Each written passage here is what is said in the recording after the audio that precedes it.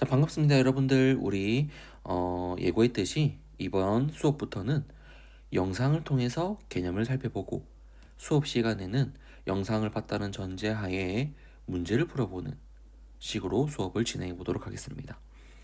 자, 우리 이번 중간고사까지의 범위를 선생님이 품사까지 들어가는 걸 목표로 하고 있습니다. 품사의 가장 출발점이 되는 부분 형태소와 단어 파트 한번 배워보도록 하겠습니다. 자, 먼저 형태소의 의미부터 한번 살펴봐야겠죠? 형태소라고 하면 의미를 가지는 가장 작은 말의 단위를 말합니다. 다시 말하면 가장 작다는 건 더 이상 쪼개지지 않는다라는 걸 의미합니다. 자, 한번 예를 들어볼까요? 우리가 먹는다라는 표현을 쓰죠. 이때 작은 단위로 한번 쪼개보면은 먼저 먹다라고 하는 실질적 의미를 가지는 실질 형태소라고 하죠. 그리고 현재 시제를 나타내는 현재 시제 선어말 어미 는까지 작게 쪼갤 수 있습니다. 그리고 마지막으로 말을 종결시키는 어미인 종결어미 다까지 해서 각각을 는, 다 세 가지로 쪼갤 수 있겠죠. 근데 먹에서 더 이상 쪼갤 수 있을까요? 먹에서는 더 이상 쪼갤 수가 없다. 는도 더 이상 쪼개지지 않는다. 다도 마찬가지 더 이상 쪼개지지 않죠. 그래서 우리는 먹을 하나의 형태소, 는도 하나의 형태소, 다도 하나의 형태소, 각각을 모두 형태소라고 본다라고 보면 됩니다. 자, 이번에는 단어의 의미를 한번 볼까요? 단어는 형태소와 마찬가지로 의미를 지니고 있다는 점은 공통점입니다. 그런데 형태소와 다른 어떤 의미를 반드시 가지고 있어야겠죠. 그 첫 번째가 바로 밑줄 그어볼까요? 홀로 자립하여 쓰일 수 있는 말이라는 것. 동그라미 1번 단어의 특징입니다. 이걸 우리가 다른 말로 자립성이라고 합니다. 바로 밑에 나와 있죠? 단어는 자립성을 가진다. 홀로 자립해서 쓸 수 있다. 자, 그리고 이번엔 다른 색깔로 한번 표시해 볼까요? 뒤에 밑줄 그어봅니다. 홀로 쓰일 수 있는 말에 붙어서 쉽게 분리되는 말. 예, 2번입니다. 얘를 다른 말로 우리는 분리성이라고 하죠. 자, 우리 품사, 국어에서는 품사가 총 몇 가지가 있을까요? 그렇죠. 국어에서는 총 9가지 품사가 있습니다. 그 중에서도 이 분리성이라고 하는 이 의미를 넣은 이유는 구품사 중에서 조사를 설명하기 위해서 가지고 온 것이다. 이게 무슨 말이냐? 자, 예를 한번 들어볼게요. 밥이 많다 라는 말이 있다고 한번 해봅시다. 이때 밥이라고 하는 건 명사라고 하는 거 잘 알고 있죠? 이라고 하는 건 밥 뒤에 붙은 조사를 의미합니다. 이때 이라고 하는 말이 물론 밥 뒤에 붙어 있기 때문에 분리가 가능하죠. 밥 따로 이 따로. 그렇죠? 그런데 이가 자립성이 있다고 볼 수 있을까요? 이는 홀로 쓰일 수가 없습니다. 항상 명사 뒤에 붙기 때문에 홀로 쓰일 수가 없어요. 그래서 이 조사가 가지는 어떤 특성을 단어에 포함시키기 위해서 분리성이라는 개념을 가지고 와서 조사를 단어에까지 포함시키고 있다라고 하는 거 알아두면 되겠죠. 자, 이번에는 우리 다음으로 넘어와서 형태소의 종류에 대해서 한번 자세히 한번 살펴볼까요? 형태소의 종류는 분류하는 기준이 먼저 자립성 여부에 따라서 자립 형태소와 의존 형태소로 분리할 수 있고, 그리고 의미 유형에 따라서 실질적 의미를 가진다면 실질 형태소, 그리고 형식적으로 문법적 의미만을 가진다면 형식 형태소로 나눌 수 있다. 우리 이 의미 유형에 따른 분류는 의문 파트 배우면서 같이 배웠던 거 기억하죠?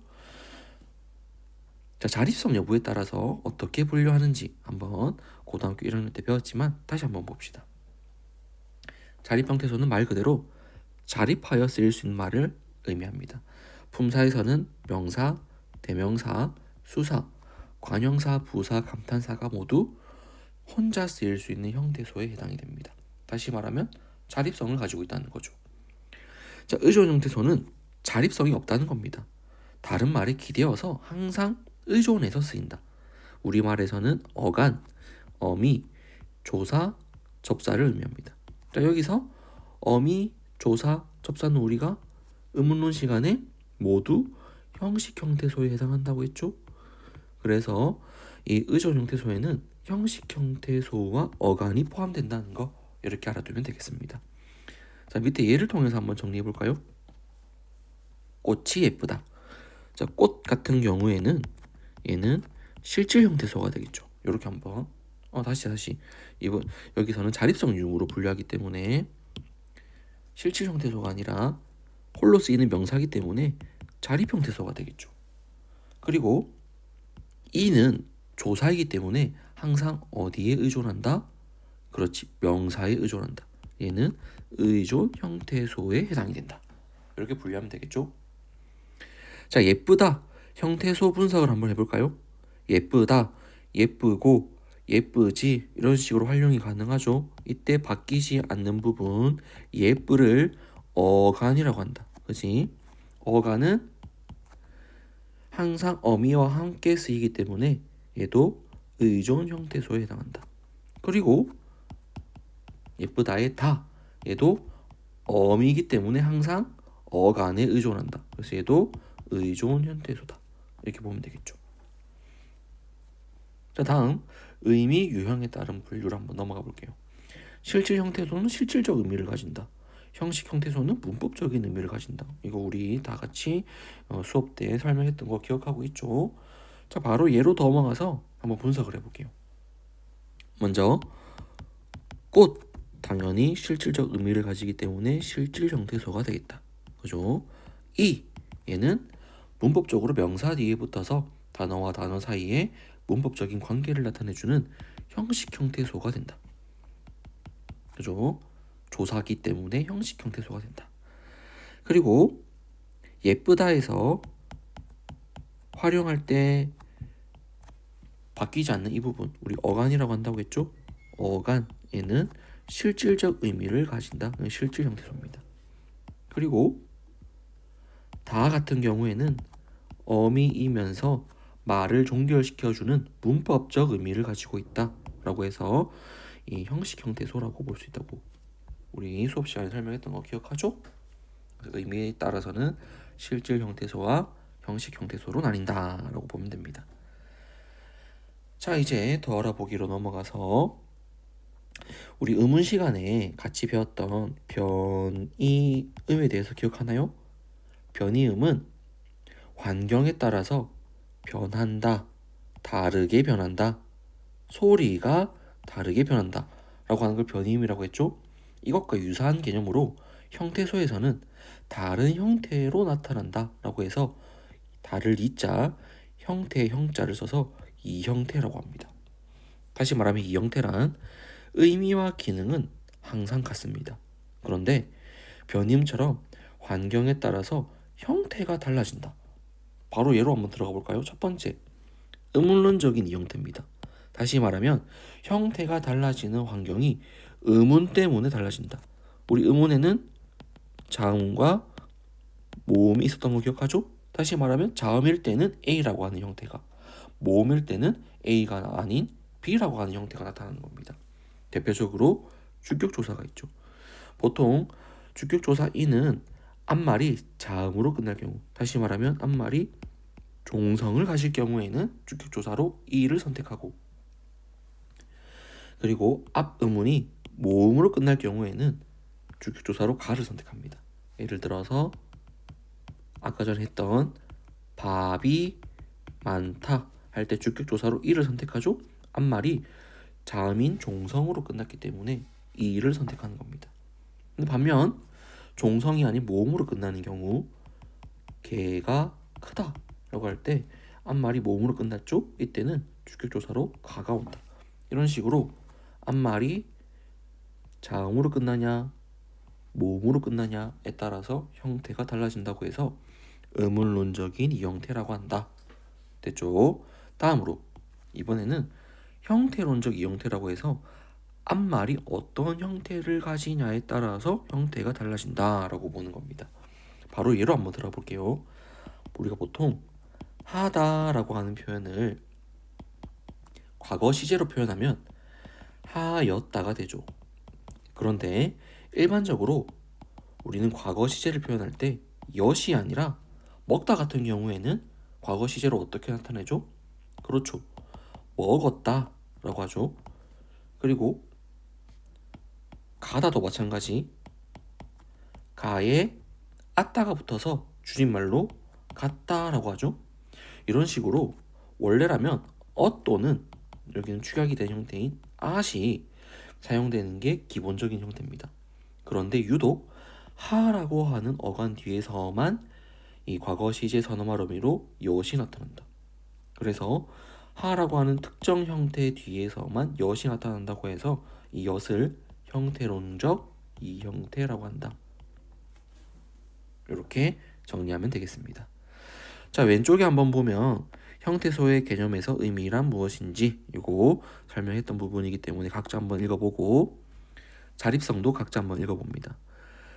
자, 그 밑에 나와 있는 국어의 첨가 어적 특징 이거 한번 길게 줄글로 나와 있는데 선생님이 간단하게 설명하면 국어는 말이 더해지면서 새로운 의미가 발생한다.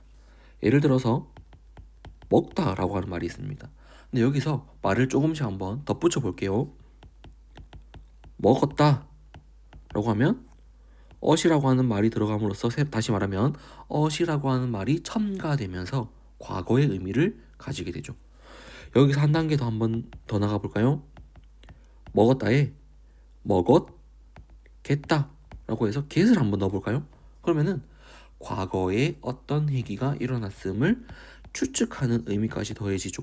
이런 식으로 어떤 말이 첨가될수록 새로운 의미를 가지는 특징을 첨가어라고 한다. 근데 반면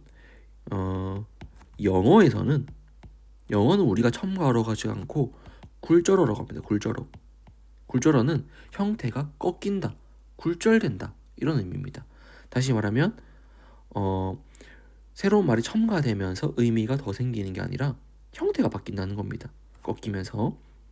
예를 들어서 영어에서 먹다는 eat 이렇게 나타내죠. 그런데 얘를 과거로 나타내려면 국어처럼 어떤 과거를 나타내는 선어말 어미를 첨가하는 것이 아니라 형태가 바뀝니다. 예를 들어서 ate 이런 식으로 아예 형태가 바뀌기 때문에 꺾인다, 굴절된다라고 해서 영어는 굴절어라고 합니다.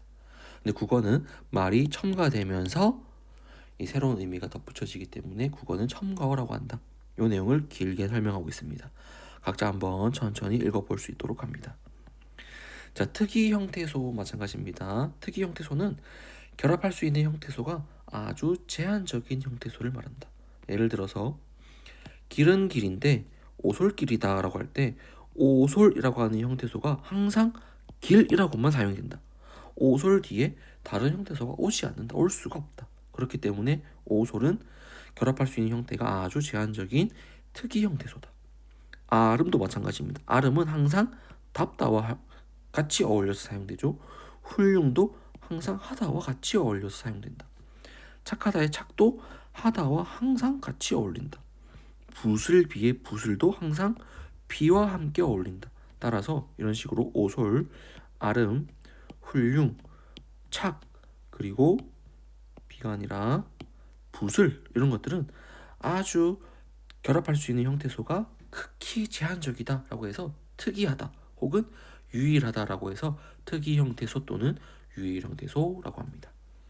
자, 여기까지 우리 4번 학습지 개념 설명을 마무리해 보도록 하겠습니다.